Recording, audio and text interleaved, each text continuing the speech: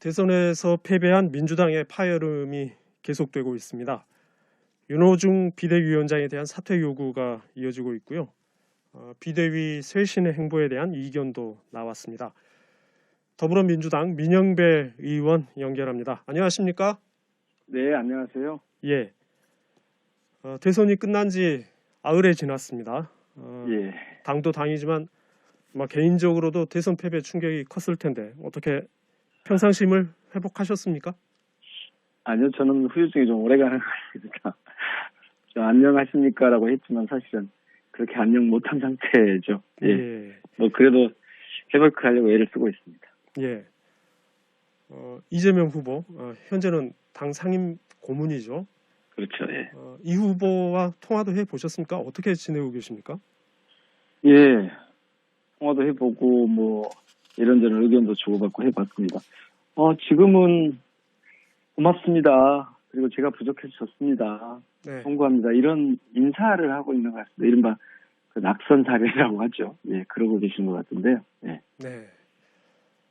대선 패배 후에 민주당이 지금 비대위 체제로 개편됐어요. 예.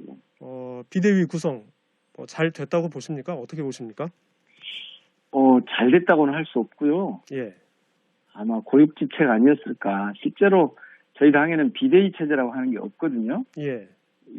2016년에 당이 안정돼 있을 때 앞으로는 이렇게 비상한 상황을 맞이하면 안 된다. 그런 차원에서 비대위 체제를 없앴는데 예. 당대표가 물러나면 그 직무를 대신하는 순위가 원내대표입니다. 네. 그래서 이제 원내대표가 지도부를 이끌어야 되는데 지도부가 모두 사퇴를 했기 때문에 예. 자신도 사실 이제 사퇴에 해당되는 거지만 이 물러나는 그 비대위, 그러니까 최고위원회에서 비대위를 꾸리자. 법적으로 보면 원내대표가 일단 그 직무 대행을 해줘야 되니까. 예. 그래서 이제 일단 비대위를 꾸린 걸로 그렇게 알고 있습니다. 그런데 그렇게 하다 보니까 의견 수렴 과정이나 이런 게 아무래도 좀 폭넓게 이루어지지 못해서 예. 그래서 제대로 짜여졌는가라고 하면 그렇게 그 평가가 좋은 것 같지는 않습니다. 그래서 이런저런 의견들이 지금 나오고 있는 것 같고요. 예. 그렇지만 지금 상황에서는 달리 방법이 없기 때문에 네. 지금 같은 형태로 가지 않았나 싶습니다. 예. 예. 당내에서 윤호중 비대위원장의 사퇴 주장이 계속 나오고 있습니다. 대선 패배 책임이 있다 하면서요.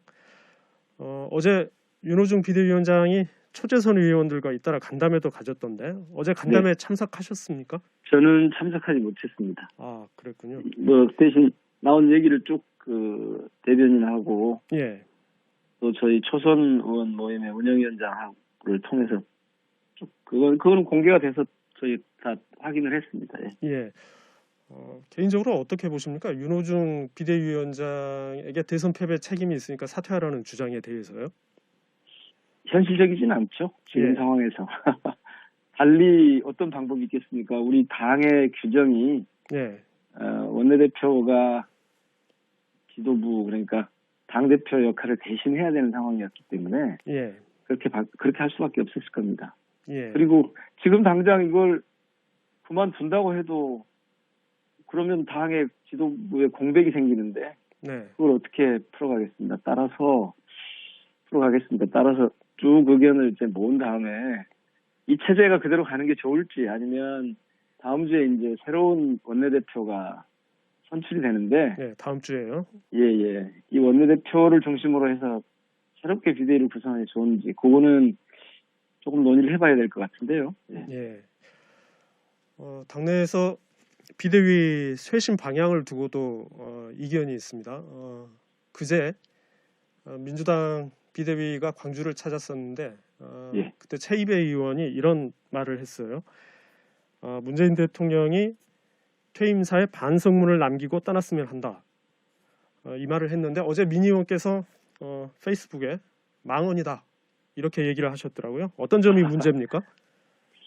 망언이죠. 그러니까 비대위원들이 해야 될 일은 지금 당에 예. 그 분열과 갈등을 막는 것이 가장 시급한 과제죠. 예. 그러니까 당을 추스려야 되는 거지 않습니까? 예. 그런데 그런 발언들이 당내에 갈등을 유발하고 갈라치기를 하는 심지어는 내부 총질이라고까지 할 수 있는. 그러니까 이분이 좀 민주당에 입당한 지가 얼마 안 된 분이잖아요. 예. 그래서 감각이 좀 떨어지는 것 같아요. 지금 음. 상황에 대한 인식이 좀 제대로 안 돼 있는 것 같아요. 그래서 엉뚱한 정말 엉뚱한 소리를 하고 있는 거죠. 그래서 저는 뭐 두 가지죠. 하나는 당과 정부의 과거사에 관한 언급 가운데 예. 내부 활동 유발할 우려가 큰 것들 이거 안 된다는 거고요. 예. 그다음에 문 대통령 반성문 요구 이거는 비대위원이 할 수 있는 얘기가 전혀 아니라고 봅니다. 그래서 어제 이제 청와대 출신 국회의원들 열 몇 명이서 이제 성명도 냈더군요. 사과를 해라. 예. 그랬더니 저녁에 또 그 반성에 금기가 없다고 그러더라고요. 예. 이건 좀 배경을 모르겠어요. 저희가 뭔지 모르겠어요. 아마 그러니까 둘 중에 하나일 겁니다. 저희를 갖고 있다면 매우 불온하고 불손한 것 같고 예. 그렇지 않다면 좀 무지한 것 같아요. 지금 당 상황에 대한 인식 체계가. 예. 이분이 그 국민의힘 바른미래당 이쪽에서 활동을 하시던 분이거든요. 국민의당에서 처음 국민의당. 출발하셨죠? 예. 그러니까 국민당 바른미래당 이쪽에서 네. 하던 분이어서 지금 당의 정서나 이런 거 상황 판단 이런 게 조금 좀 잘 안 돼 있는 거 아닌가 이런 생각이 듭니다. 예. 당의 분열을 수습해야 할 비대위원 발언으로는 적절하지 않았다. 그 말씀이신데. 그렇죠. 오히려 분열을 부추기고 갈등을 부추기는 발언을 하고 있는 거고 예. 특히 제일 큰 문제는 뭐냐면 이게 지금 언론이나 저쪽 그러니까 저희들하고 다른 쪽에 있는 그 진영에 의해서 네. 악용되고 있는 거거든요. 당장 그 말이 나오니까 바로 그게 이제 어떤 언론 인터뷰하고 그날 한 얘기인데 그게 나오니까 바로 뭐 TV조선이나 이런 데서 갈라치기를 세게 하는 거거든요. 갈등이 격화했다느니. 네. 그러니까 그렇게 활용될 게 뻔히 알면서도 저는 자기 개인적인 입장을 저렇게 비대위원이 막 얘기를 하나 싶어서 저는 지금 이분은 비대위원으로 적절치 않다고 제가 그렇게 보고 있고 그래서 윤호중 위원장께 내보내는 게 좋겠다 이렇게 얘기를 한 겁니다. 네. 윤호중 비대위원장이 제어할 수 있을까요? 저는 제어하지 못하면 안 된다고 봅니다.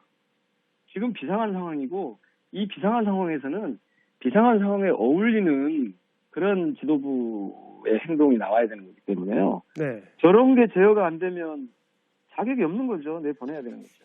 예. 제어할 수 있어야 합니다. 그건 제어할 수 있겠느냐가 아니라 제어할 수 있어야 하는 거죠. 예. 최입의 비대위원이 이런 얘기도 했습니다. 호남에서만큼은 이번 지방선거에서 국회의원들이 공천권을 내려놓자. 호남에서부터 기득권을 내려놓자. 이런 주장이었는데요. 동의하십니까? 정말 한심한 얘기입니다. 당 사정을 그렇게 몰라가지고 비대위원을 하려면 공부를 좀 해야지. 호남에 지금 국회의원들이 공천권에 어떻게 공천권 행사를 합니까? 아시겠지만 예. 지금 시장군수구청장과 광역시도장은 시도 저 당에서 비대위가 하죠? 지금 후보는 예. 비대위가 지금 공천권을 갖고 있습니다. 그걸 모르고 세상에 우리한테 공천권을 내려놓으라는 게 무슨 얘기인지. 아니 이런 걸 겁니다. 아마 예전에 자기들 할 때 네. 국회의원들 입김이 거세게 작동을 한다 이런 것 때문에 그랬을 것 그런 그 옛날 사고를 하고 있는 것 같은데요. 네. 지금은 저희 공천이 시스템화 그러니까 제도화가 돼가지고 예. 예를 들면 제가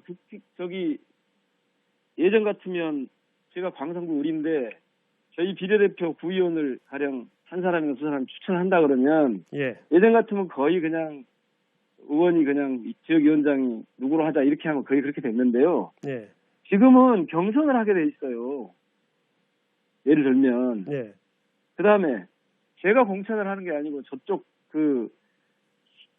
시당에서 네. 공천관리위원회 구성하고 공천심사위원회를 구성합니다. 네. 그럼 거기에 절반 이상을 당 외부 인사들이 하게 돼 있어요. 네. 그러면 입김을 행사하려면 그 외부 인사들한테 즉 위원으로 참여하는 분들한테 네. 이렇게 해라 저렇게 해라 해야 되는데 그게 통하겠습니까? 네. 이런 사정을 모르고 있으면서 국회의원의 공천권이 기득권이다. 이거 옛날에 뒷거래 할 때 얘기를 지금도 하고 있는 겁니다. 시대에 뒤떨어진 생각이에요. 물론 아무래도 국회의원들 입김이 셀 거다라는 우려할 수 있죠. 그러면 그런 우려 정도로 해야 됩니다. 더더구나 호남에서만큼은 지방선거 국회의원들이 공천권을 내려놓게 해야 된다? 아니 다른 데와 호남이 다릅니까? 광주 전남북 시도민들이 그렇게 다른 데서 안 하는 걸 호남에서만 하는 걸 용납을 합니까? 네. 지금 옛날처럼 막대기 꽂아놓으면 되는 시절이 아니거든요. 네. 그렇게 엉뚱한 상황과 뒤떨어진 얘기를 하니까 지금 이번에 발언도 그렇게 엉뚱하게 한 겁니다. 네. 그러면 민주당 비대위가 예. 당의 쇄신, 변화 이런 걸 제대로 이끌려면 어떤 방향으로 가야 한다고 보십니까? 그 부분은 한마디로 말씀드릴 수는 없는데요. 예. 크게 세 가지가 있을 겁니다. 하나는 이번 대선에 왜 우리는 패배했는가에 대한 예. 냉정한 판단이 있어야 됩니다. 패배 원인에 대한 진단. 예, 그다음에 이번 대선에 우리가 국민들에게 약속한 거 후보가 특히 공약으로 내세웠던 것들 중에 네. 반드시 해야 돼. 예를 들면 정치 교체라고 하면서 우리가 내세웠던 조건들이나 네. 그다음 방향들이나 그다음에 검찰 개혁, 언론 개혁과 관련해서 우리 당이 그동안 해왔던 것들 중에 네. 저쪽 그러니까 대통령 임기가 시작되면 못할 것들 있지 않습니까? 예. 그러니까 이런 것들을 빨리 챙겨서 정비하는 것. 그래서 대선 때 공약으로 내세웠던 것들 중에 우리가 실행해야 될 것들을 속도감 있게 하는 거. 이게 두 번째고요. 네. 세 번째는 이제 지방선거가 지금 다가오고 왔지 않습니까? 네. 이걸 어떻게 대응할 것인가입니다. 그런데 이번 선거는 저희가 명백하게 패배한 거 맞지만 예. 요즘 절자싸라는 말 저는 동의하지 않습니다. 네. 졌지만 잘 싸웠다라고 하는데 제가 보기엔 졌지만 잘 싸운 게 아니고요. 진 건 진 겁니다. 예.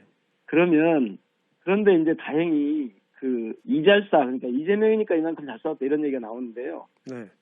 이재명 신드롬 같은 게 생겼습니다. 저는 이번 선거 결과로 아주 특별한 한 두 가지가 저희들에게 주어졌다고 보는데 하나는 전에 없이 대형 정치자산 이재명이 탄생한 겁니다.